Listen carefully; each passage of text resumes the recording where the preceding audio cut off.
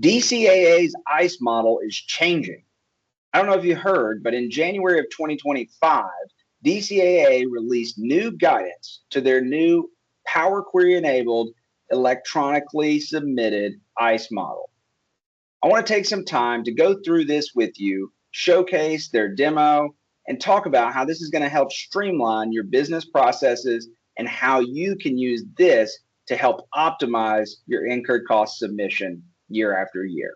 My name is Jake Griffin, and I'm a senior consultant here at High Spring in our strategy, technology, and transformation practice, specifically our government contracting advisory services team, where we specialize in helping government contractors stay compliant with all the U.S. federal government contracting regulations. Without further ado, let's go look at the new 2025 DCAA Power Query enabled ICE model. So first up here, this is the Incurred Cost Electronically Submission Developer Manual. This is very, very important, and I just want to showcase this really quickly to let you know that they did do a very, very good job of laying out all of the developer tools, all of the schedules, and everything that you need to do to input all of your data into the new model. This can all be found right here in this developer manual. It does go through and talk about some critical things, and so I just want to highlight those really quickly right off the bat. Right here is the very first one. This is very, very important. The DCAA ICE submission developer Excel model makes extensive use of Power Query and the ICE data sheets. All of your data is going to be populated on those ICE data sheets. Please, please, please do not change the headers. Do not add columns. Do not change the model in any way, because it is going to matter and it will break the model. The model will break. I can't say that enough. Ask me how I know. I've been in this for a few months now, kind of working back and forth, looking through it, playing with it, seeing how much customization we can do. And just so you know, don't change the headers. All right, and moving forward here, we have the purpose of this. We have a lot of the benefits. The biggest benefit of all is optimizing and streamlining how you do your incurred cost submission each year, year over year, using Power Query, using their audit trail function, which captures all the transformations that you do to the data every single year as you pull these reports from your system and populate them in the data sheets. So with that said, too, as we go through here, I just want to highlight that it does lay out all the developer package information that you'll pull down on the DCAA website into the extracted file. That gives you a demo to look at as well. We'll go through that in just a second.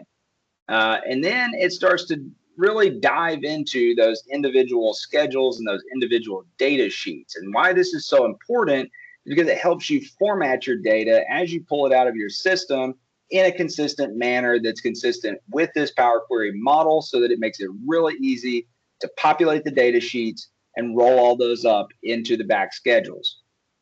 So I highly encourage you, go through this, read it before you start, because you are going to need some information about your business. You're going to need some information about any accounting practice changes. You're going to need all of your base information, such as, value added versus TCI. You're going to need all that kind of laid out ahead of time, and you're going to want to have a lot of this information readily available in an Excel file or CSV file of some kind, formatted in a way that's very easy to drop into this model. And without further ado, let's jump over here to the actual model itself. This is a blank copy. So as you can see up here at the top, this is the submission developer model. This is their blank copy that they give you straight out of the file. It does have some instructions here, basically teaching and talking about how to use these yellow tabs.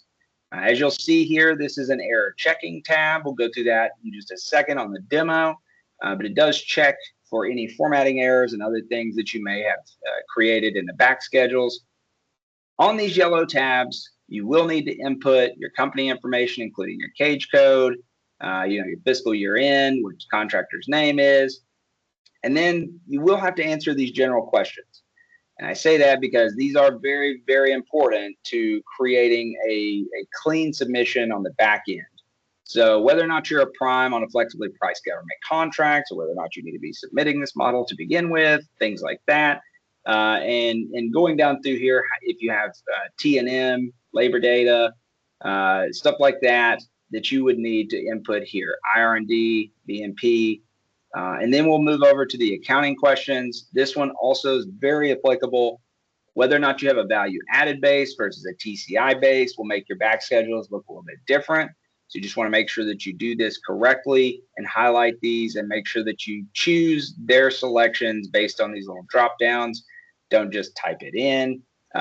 You could mess up some things there. And again, don't change the headers on any of this. As you go through, you're going to notice that on the expenses tab, this is the format that you need to have it in. Okay, you need to have your formatting specifically in this way.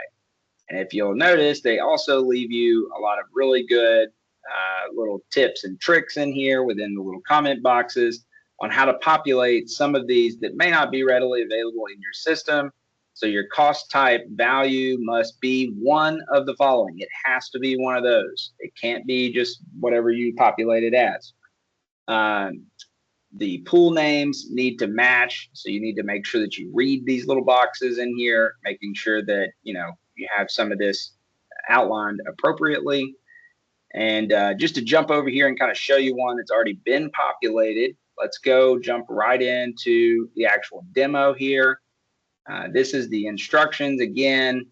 Then you can jump over to the error tab, which will show you if there's been any errors. So it's testing all of the different back schedules.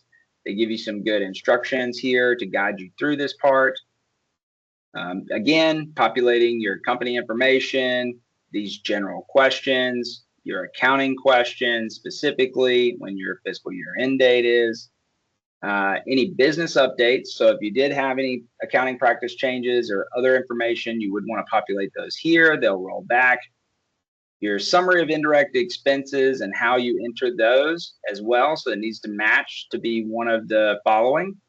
And then put in your pool name, put in the pool amount, the base amount, and the rate. Moving over to the expenses tab, this one's very, very important. This is going to help build most of the schedules in here. Again, following the instructions throughout with the pool names, making sure that they're consistent, and then populating this with your account numbers, your account names, all of the different GL balances from your trial balance, any adjustments that you make. That's very important there, making sure that you capture those adjustments for your unallowables, and then getting down to your total claim cost. As you input those adjustments, you do want to link back to whichever FAR clause makes those unallowable, and that way you can add these comments directly manually in here. Just to touch on this one, once again, the Power Query that you would need essentially from reports that you pull from your system. If you're pulling those down in a CSV file, or if you're pulling those down into an Excel file, you can use Power Query to format those reports to specifically drag and drop, basically copy and paste directly in here. Do not copy over these headers though.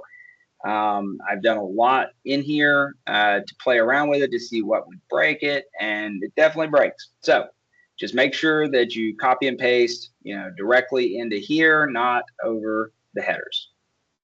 The bases, again, following the instructions, making sure that things line up, making sure that your pool names are consistent, making sure that all of your GL balances are pulled in based on the account names, contract cost. So as you're looking here, making sure that you have all this data populated, making sure that your cost elements are one of the following so that you capture all those direct costs, your cost element names, all of your information, all the way out to the contract type, making sure that those contract types match what they've put up here in these boxes, making sure the contract value is populated, and out to the cost amount.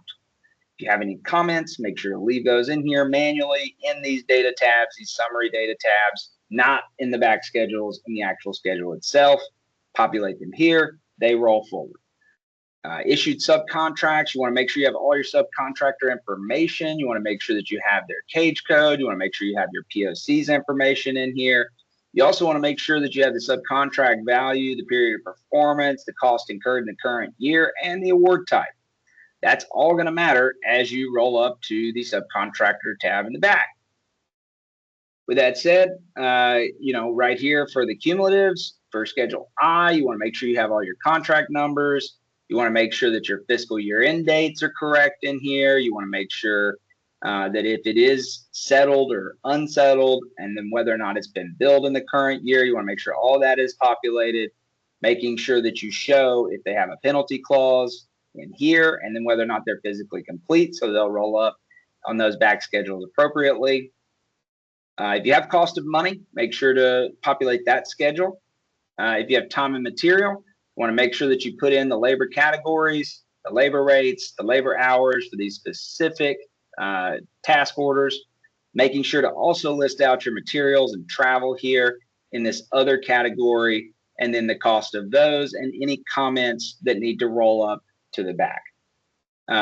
Payroll details, this looks a little different than what you're probably used to, so I just want to run through that. We've got our direct labor at the top, your salaries, and then your holiday wages, and all of your fringe benefits and things like that. Then your quarterlies, and then you have your adjustments down here toward the bottom. That way that everything will reconcile in the end.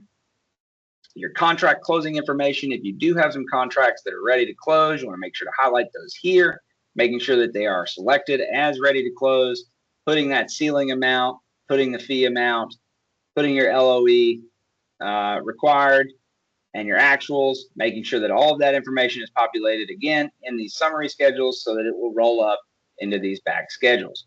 Once you populate all these yellow tabs and you formatted your data correctly and you put it in here manually to copy and paste in without changing any of these headers, all you have to do is go up here to this data, click the refresh all button right there, and it's going to go ahead and grab all of this data that you put into all these summary tabs, and it's going to push it forward right into Schedule A, Schedule B, all of your G&A expenses, Schedule C, Schedules D, E, right here, get all your bases. As you can see, those intermediate pools are included. Service centers and things like that can be included. Schedule F.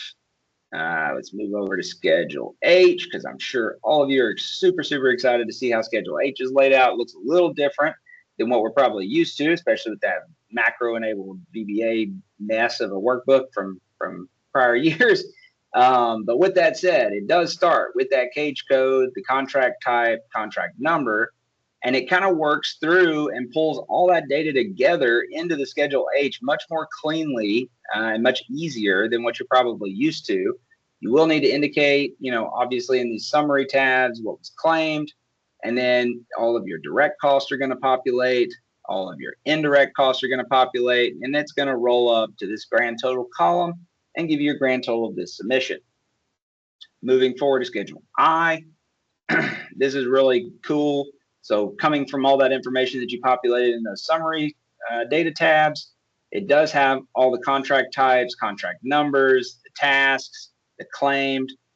It gives you all the subcontract information, what's been settled, unsettled in prior years, unsettled the current year, and then your total cumulative, and then all of your over and under billings based on all the information that you put into those summary schedules. I personally think that's really cool. The Schedule J here for all your subcontract information based on what you entered before. It's going to give them all of their information here to look at for all of those subcontractors, who their POC name is, and all the back end information for the period, the cost, and the award type.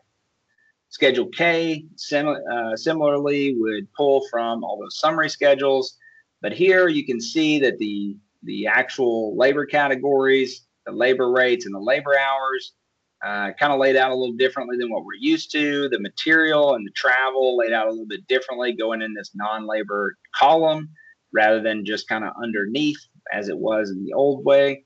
And then the total cost rolling out to here. Schedule L looks a lot different than what we're probably used to. You've got your direct labor, got your salaries again, All of that rolls all the way down with all your friends to your labor distribution. And then from there, your 941s, your quarterlies, your adjustments, and your total payroll, which should reconcile back to your labor distribution. But we all know that Schedule L is the fun one. Schedule M, if you did input any comments for changes in business practices, changes in the system, organizational changes, things like that, that's going to go here. Schedule N, you can sign directly, or you can print to a PDF and sign it outside of this and then incorporate it, whatever is the easiest way for you to do it. And then Schedule O here, which is all of our ready to close. And so we've got those listed out here. And that is the new Power Query model. If you're a government contractor and you're looking for guidance on how to use this new Power Query model, or if you're looking to understand Power Query, I'd be happy to help you. Here at High Spring, we do have a whole team dedicated to government contracting, and we would help you understand this new Power Query model, the process for submission, Power Query itself, if you're into that, if you need that. I'd be happy to talk with you more about it. And if you want to contact me, my contact information is in the description, as well as links to the DCAA guidance and our High Spring website. So I'd absolutely be happy to help you in any way possible. Please just let me know. You can direct message me. You can email me, call me, but just let me know how I can be of assistance to you and how High Spring can help you transform your business. Again, drop your comments in the comment section so that we can have an open discussion about this new DCAA Power Query model and how this is going to help businesses transform all of their data integration and the ICE model process. I look forward to your comments.